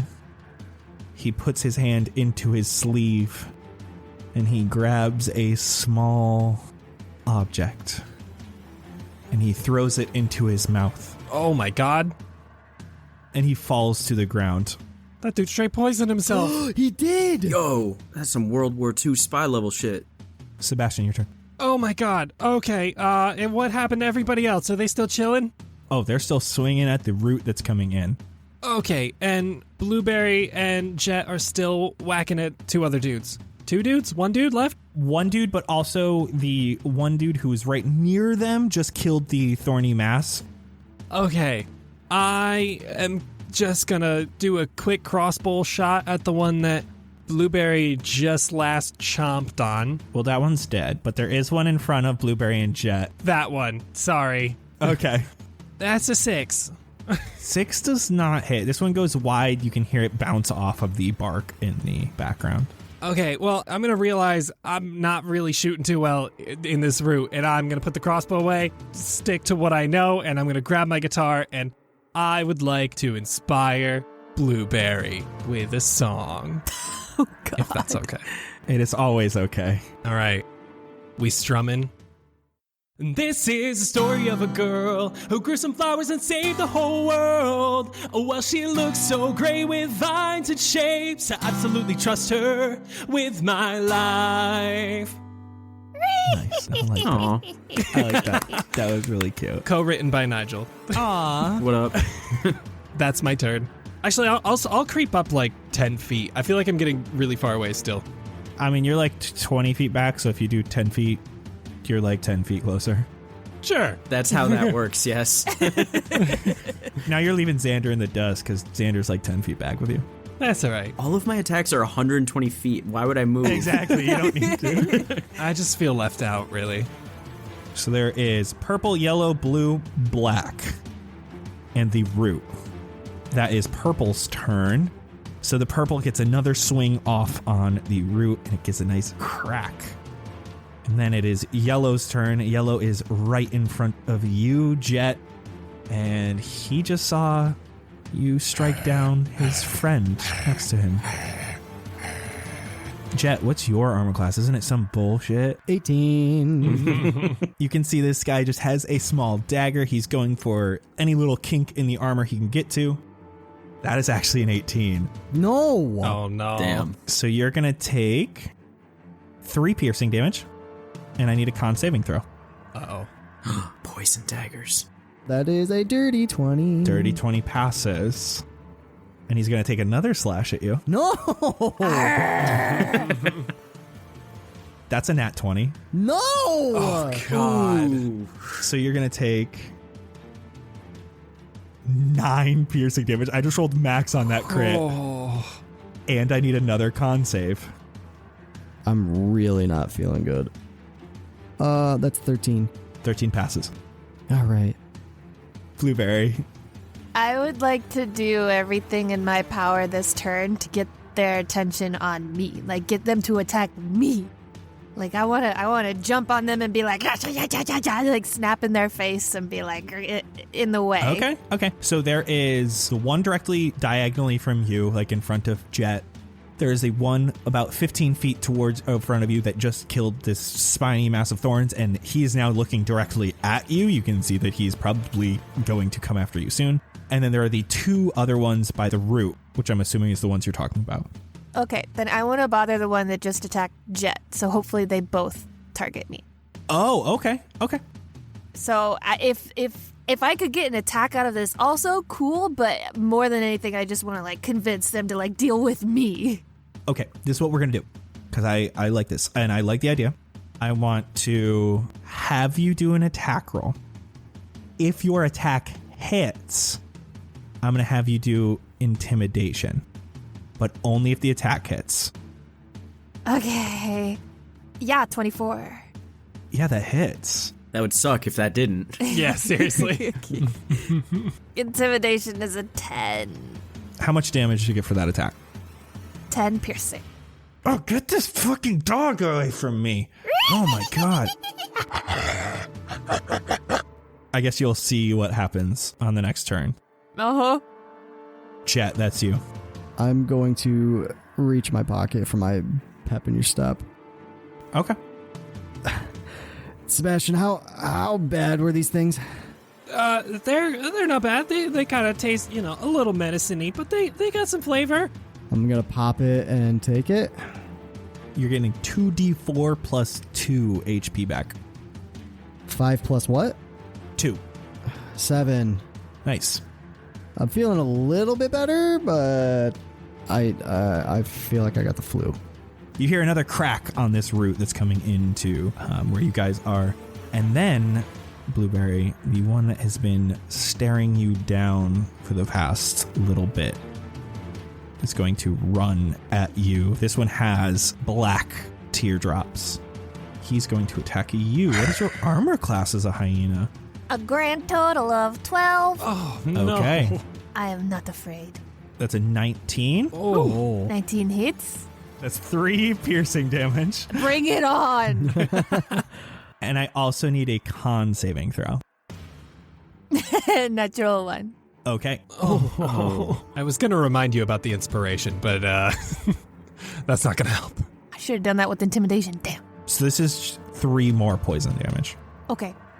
And he's going to attack you with his second attack with that dagger. Hyena looks unbothered. 17. Yes. That's 2 more piercing, and I need 1 more con save. 13. 13 passes. Oh, this thing is disgusting. You said this is a dog? Yeah, it's a dog. It's just get rid of the dog. The root that's coming into this area is doing another few cracks on these guys, and you can hear more yelps. And that is back to the top with Xander. Seeing Jett being all banged up, I'm going to call over to him as a bonus action. You're not looking too good, bud. Send good vibes. And that's going to be me casting Healing Light 2d6 for an additional 5 health. Oh, I could feel the vibes all over my body. I take it he passed the vibe check. Oh, feels so nice. Weirdly enough, it looks like he did. All right, cool. And then I will do an Eldritch Blast at one of the guys that they aren't fighting. Oh, so the guys that are over by the root? Yeah. There's one with purple teardrops and one with blue teardrops. Does one look more menacing than the other? They both look exactly the same. Amazing. The purple's closer, so I guess that makes more sense for you to just smack. Purple's also like a menacing color, right? Like the Prowler in Spider-Verse, he's purple. Okay. Yeah. Barney. Yeah, Barney. Barney? I got a 15. 15 hits. And 7. That kills it. Woo! Dang. Hell yeah, feeling like a powerhouse tonight, baby. This guy wasn't expecting to get shot in the back with a camera while fighting this root and collapses to the ground. He's branded with Gucci. Oh, hell yeah, he is. And is right? Can I just get it right in the middle of the forehead over the teardrop? Well, he's facing the other way. You got to pick something on his back. All right, well then it's just gonna go right. The butt Yeah, cheek. right on his butt cheek. Gucci tramp stamp. Oh, no. Oh my god. Sure. You know what? I like that one. The Gucci tramp stamp. All right, he's branded with Gucci in somewhere around his ass region. And Sebastian, you are now up. Okay.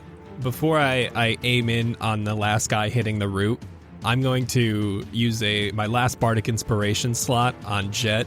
I'm sorry, Jett, you don't get a song. You just get a shitty pun. No! Don't worry, Jett. I'm rooting for you.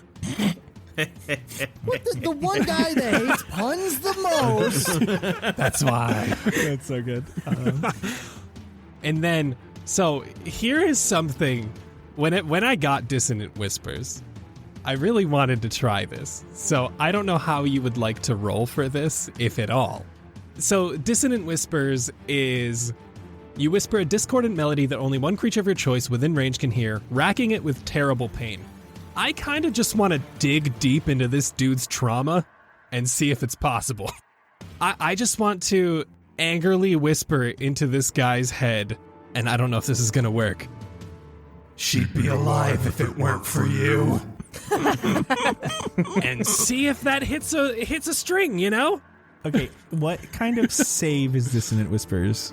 Wisdom save of 13. Okay, so what I'm going to do, I'm going to roll a pure luck check to see if that means anything to him. Okay. That's a nat 20. That means absolutely nothing to him. Dang it. I'm going to roll my save with advantage now. Oh, man. You took the gamble. I did. That's another nat 20. Fuck! Oh my god. I'm rolling like crazy right now. They do take half as much damage, though. Okay, how much? 6 psychic damage. Oh god, that's not the good pain. Oh. You can see he's starting to grip his head. That is the dude who is right in front of you, Jett. Looks into your eyes. You can see through his mask, his pupils staring directly at you. Forgive me. Grabs a pill, swallows it. Oh. No. These dudes stealing all our XP.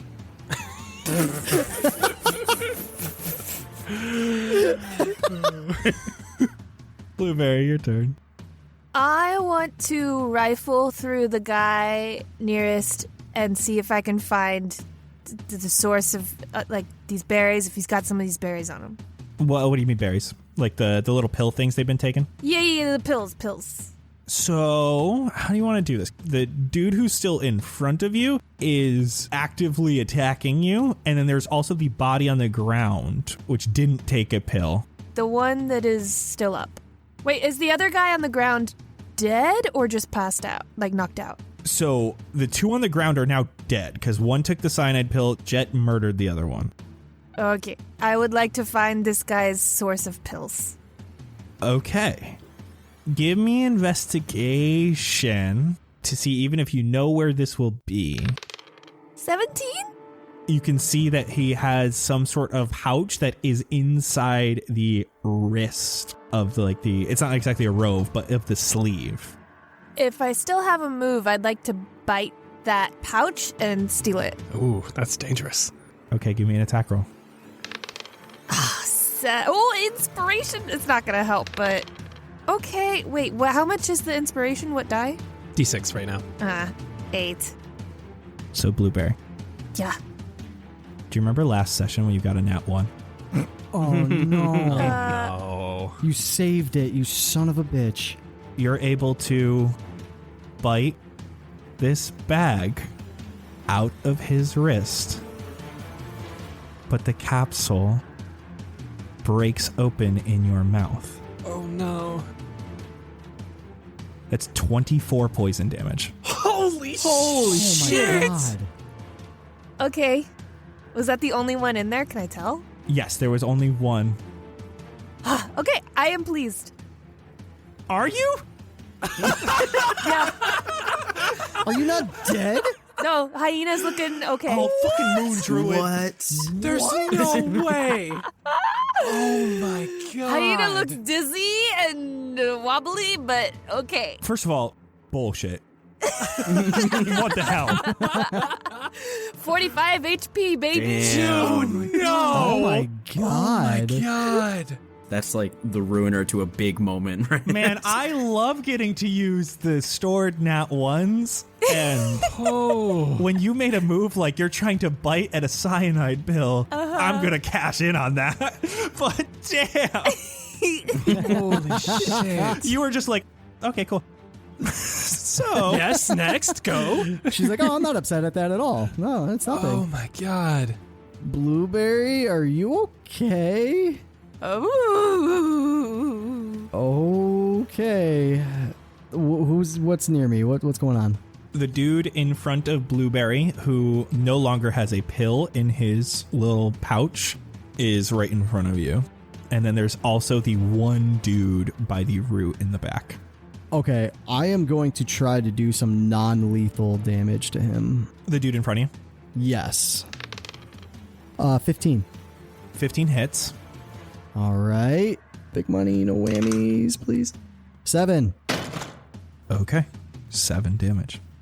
And that is the guy that is currently by the root. You can hear another smash. He hits more like the thicker part of the root. It doesn't crack as much as just kind of bounce off. And that is the root's turn. And it smacks this last guy directly into head. You can hear a crack as it hits the ground. Oh, satisfying. Xander, you're up. Oh, wait. I skipped the dude in front of you, who is going to take a slash at the hyena who just bit his way out. That's a 22. 2 piercing with con save, please. Okay. And his second attack missed. Yeah, 18. 18 passes.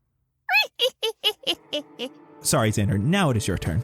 There is only the one dude in front of Blueberry left. Is that the one that Jett tried to hit non-lethally? Yes. Can I do a non-lethal Eldritch Blast? So, technically, this game's weird and, certain things aren't able to be non-lethal. If you want to do it non-lethally, I'll let you roll with disadvantage. Just go stab him. Yeah, what if I just, run up and shank him? Then you can run up and shank him. All right, I'd like to run up and shank him non-lethally, please. New sentence. Yeah, give me a non-lethal shank. Okay, well, I guess I'm non-lethally shanking him with a short sword, which is a 21. 21 hits. 8 damage.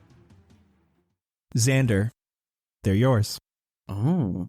So I stab him not like directly in the nuts, more like above it. It's like God. it's just it's a dangerous spot. Or no, sorry, below. Hit him in the thighs. That's a really dangerous spot. So he's going down, but he's probably not going to survive this after we're done. So you're leaving the sword in there to like block the wound. Yeah. He is down. Oh my God. Okay, I think that's the last of them, right? Sebastian, it's your turn. Oh my God, what? We're not out of initiative. Oh God. Okay, I'm gonna go up and use my rope, and I'm gonna tie up the guy on the ground if he's unconscious. Okay, I will say you can do that as an action. And that will be it. Blueberry. I'm just gonna sit next to the unconscious guy and get in a intimidating stance. Growl. Jett. Is the vine trying to attack us right now? You haven't seen it do anything since it killed the last person. I'm going to go right next to the tied up man and try to shake him awake. I also want to make sure that there's no other guy with cyanide pills within reach. Blueberry, so if you wanted to, since you didn't use an action on your turn, you know that there's a man here that got smacked by Jett and didn't take his pill, so you can drag him away or grab that pill. Yeah. Very nice, like that. Inspiration if you don't have it. Oh. Because that was a good thought. Jett, so that's your turn. Yeah. Sebastian, what's your armor class? What? 13? As you are down tying this person up, you can hear the cracking of this root as it is moving into this chamber you guys are in, and it is taking a slam down with one of its branches on you. It's a 19 to hit. Oh, yeah. That's 17 damage. Holy shit! Oh, goodness. I'm unconscious. I fall straight to the fucking ground. Ooh. Xander, it's your turn. All right. Fighting a tree. That's new. Eldritch Blast at the root, branch, whatever it is. Oh, that's an 11. 11 does not hit. Balls. Sebastian, death save. Wait, already? It's your turn now. Oh shit, you're right. Oh fuck. I don't know I've never had to do this before. Oh, you haven't? Oh, No. This is actually... Let's do this, because this is probably a smart thing to talk about. So you're essentially going to roll a d20. Okay. And essentially, as long as the outcome is 10 or higher, that's a pass. 1 to 9 is a fail. If you ever have 3 fails, your character is dead. And if you get 3 passes, your character is stabilized, meaning you don't have to do rolls anymore, though they are still unconscious.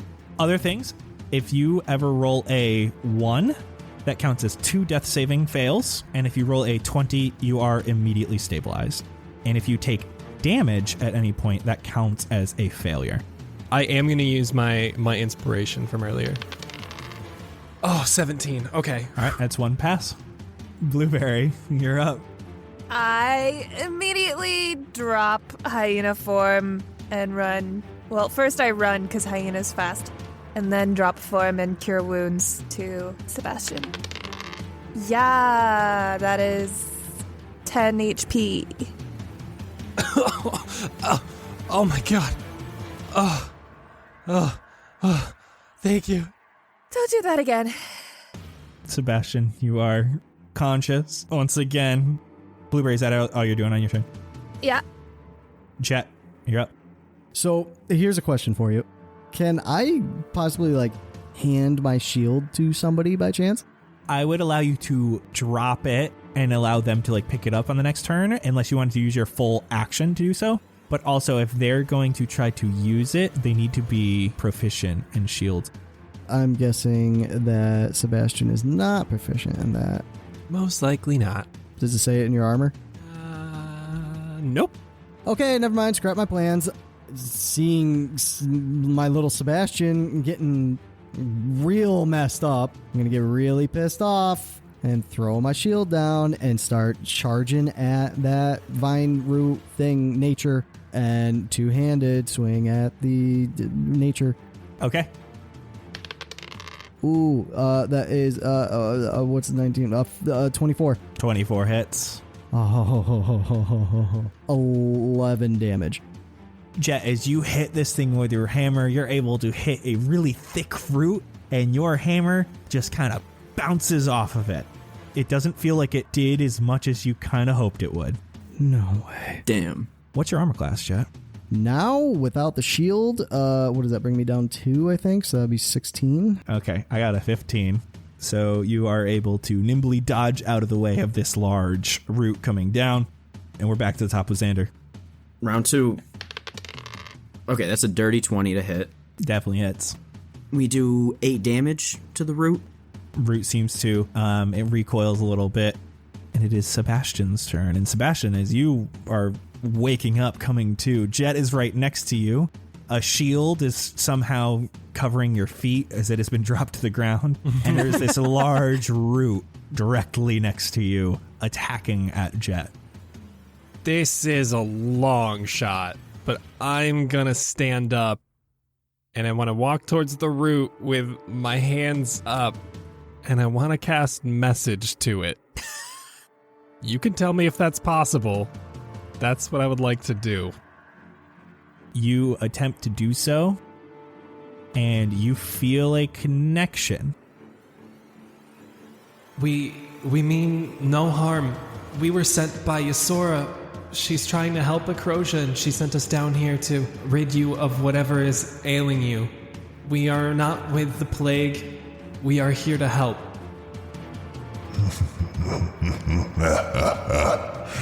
I am not Acrosia. Oh no! Holy shit.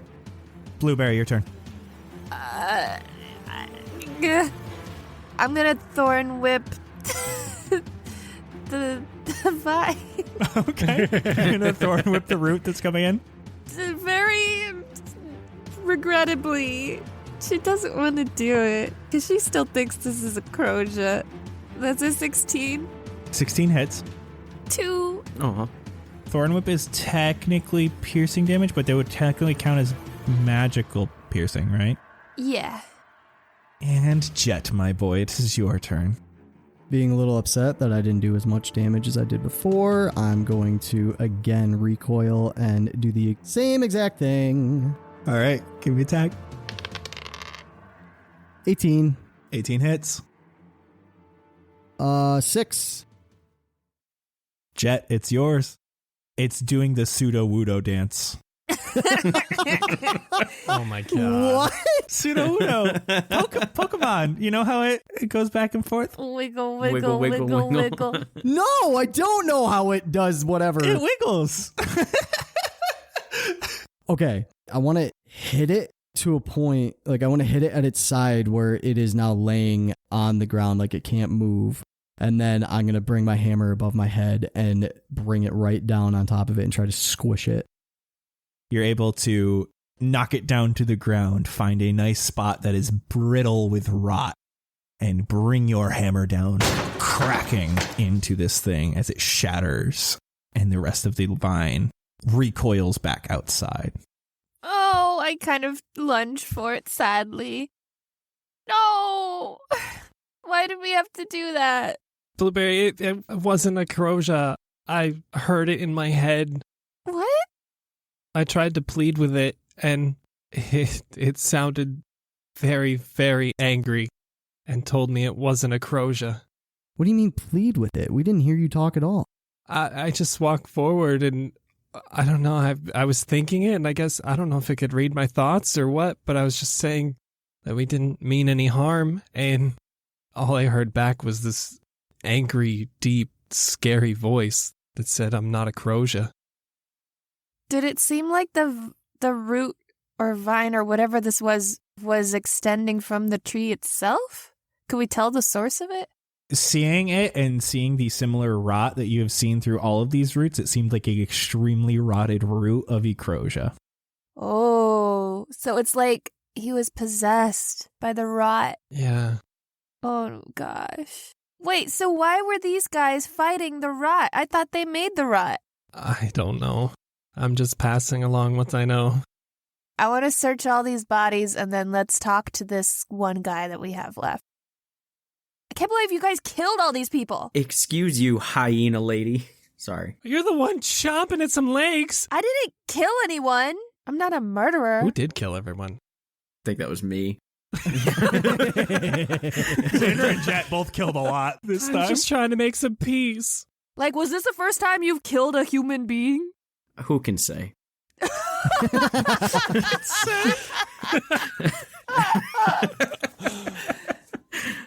What the hell? Look, dog, we all have some crazy wild nights in LA. It's I don't want to get into it right now. What the fuck?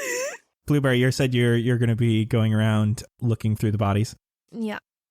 In total, you can find 2 basic bottles of poison, Oh.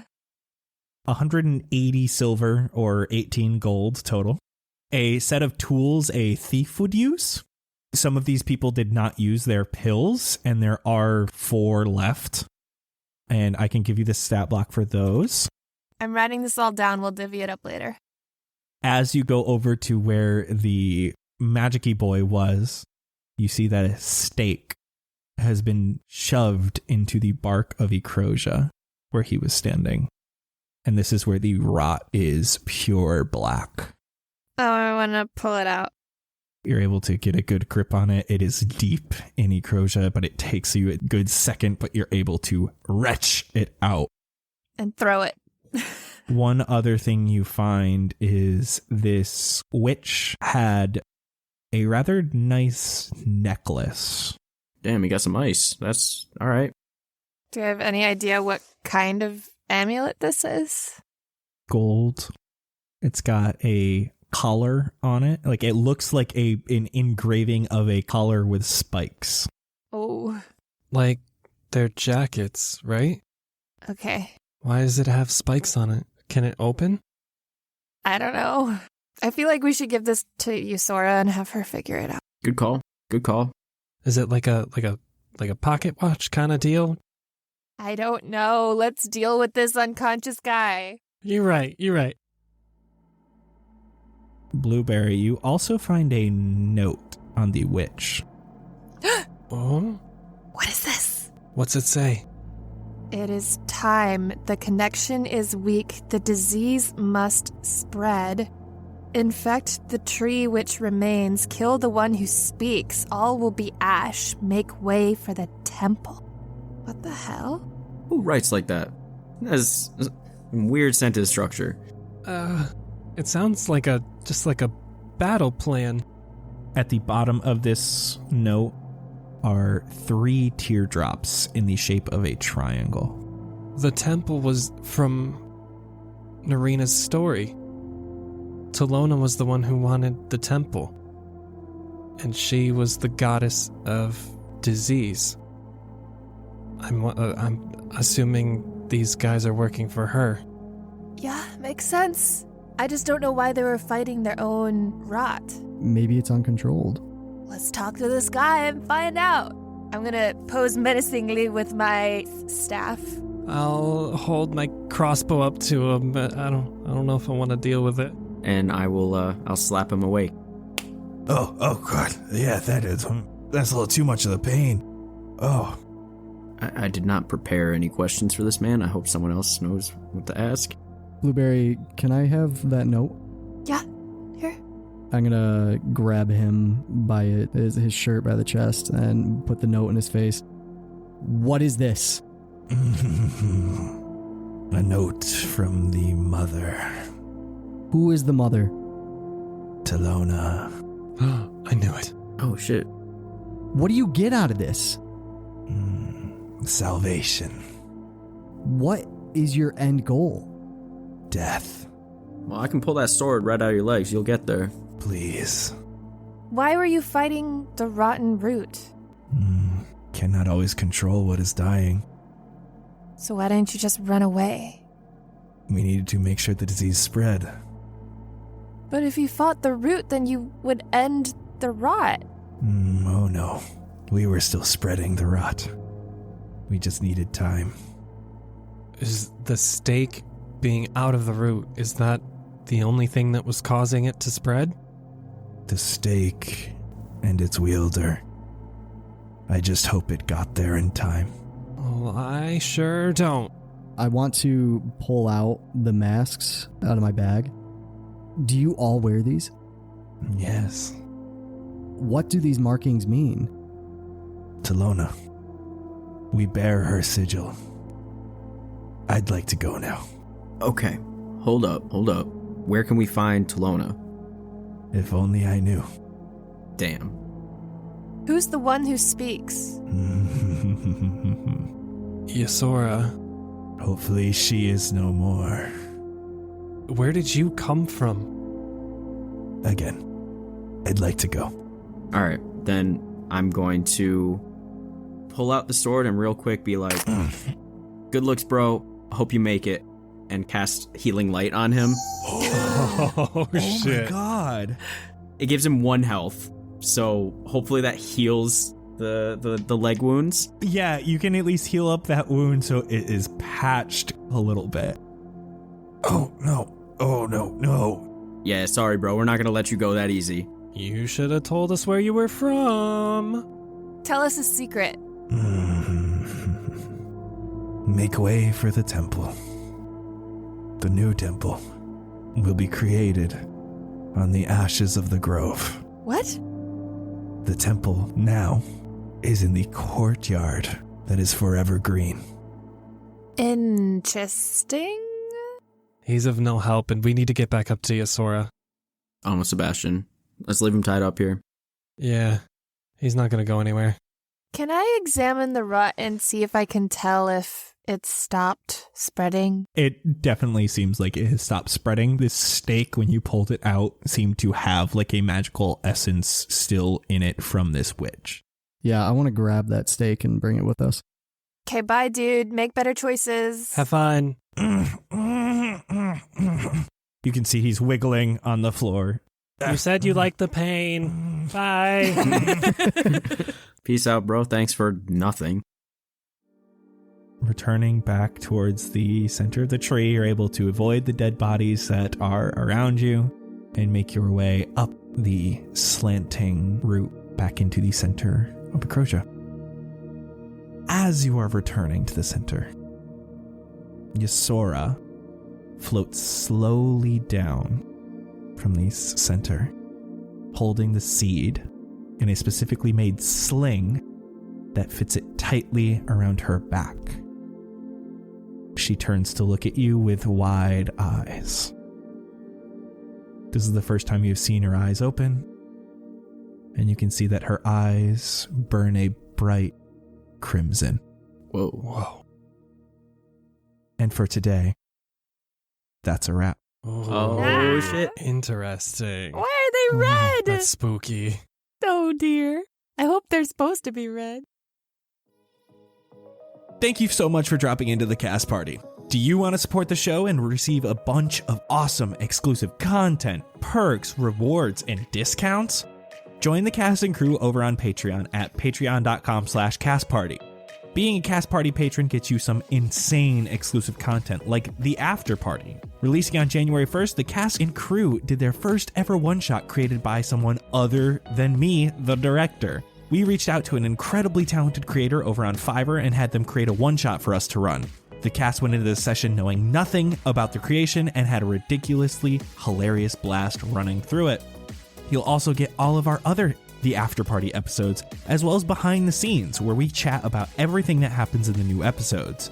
You'll also gain VIP access to our community Discord, a live listening party with all of us on the release day of each new Cast Party episode, and entry into our merch giveaway that we do at the end of every Cast Party episode.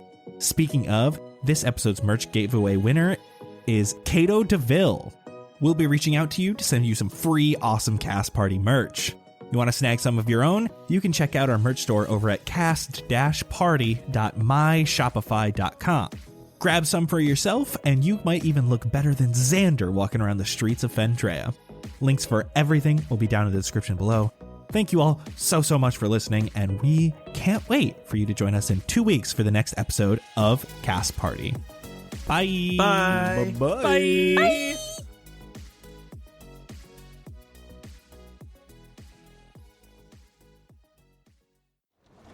Oh, why, hello, what do we have here?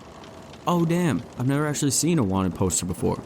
Let's see. Alright, 500 gold reward, crime larceny.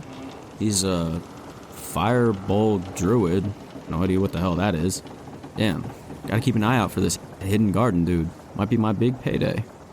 Hey yo, Jatoba, what town is this from?